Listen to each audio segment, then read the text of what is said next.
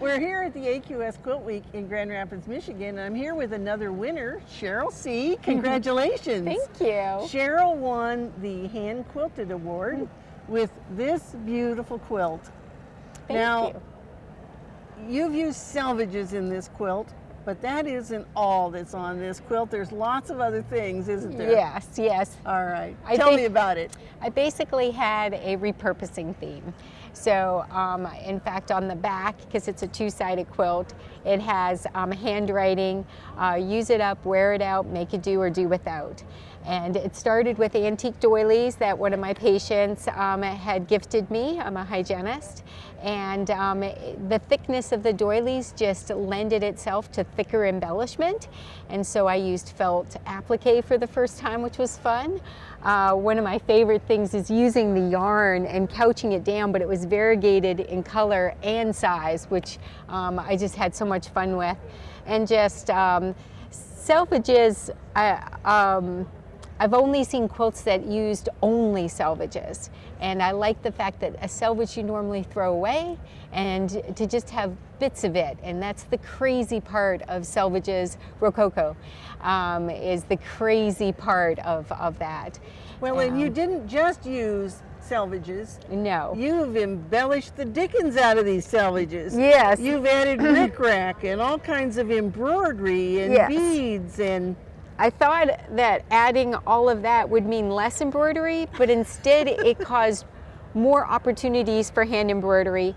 And like a lot of my quilts, whether it's in the quilting or in the embroidery, it gave me opportunities to hide things in the quilt.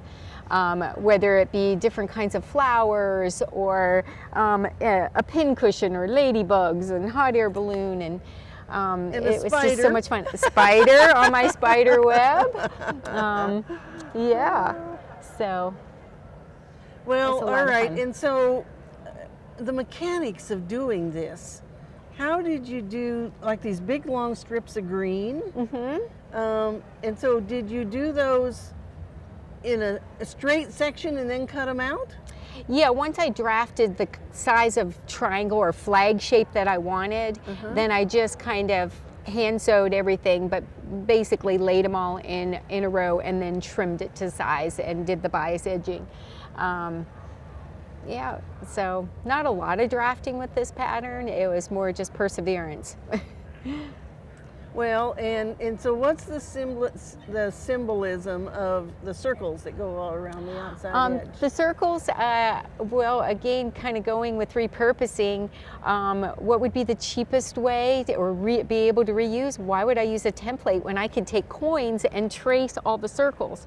And so I even embroidered change, you know, on there, and the font is actually Poor Richard font, after my husband Rick, and I even have like a penny up there at the top, which is penny for your thoughts. Well, and I can just tell you the embroidery that you've done on all of these different elements. Yeah, and lots of beads and sequins. Beaded them down. And of course, it's all hand quilted. Would you like to see the back, Bonnie? Sure. So the back here is all the embroidery on the selvage parts.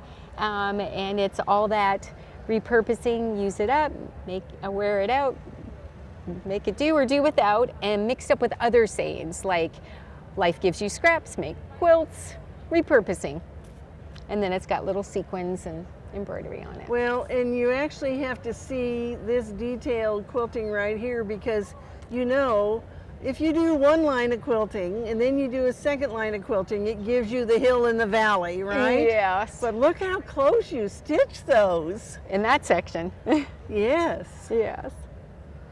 Well, it's a beautiful quilt, and congratulations again. Thank you so much. Thank you. Thank you for letting me share this. This is a beautiful show and a beautiful organization, AQS. Thank you. And we hope that you'll enter your quilts at AQS Quilt Week. You can do that by going to AmericanQuilter.com.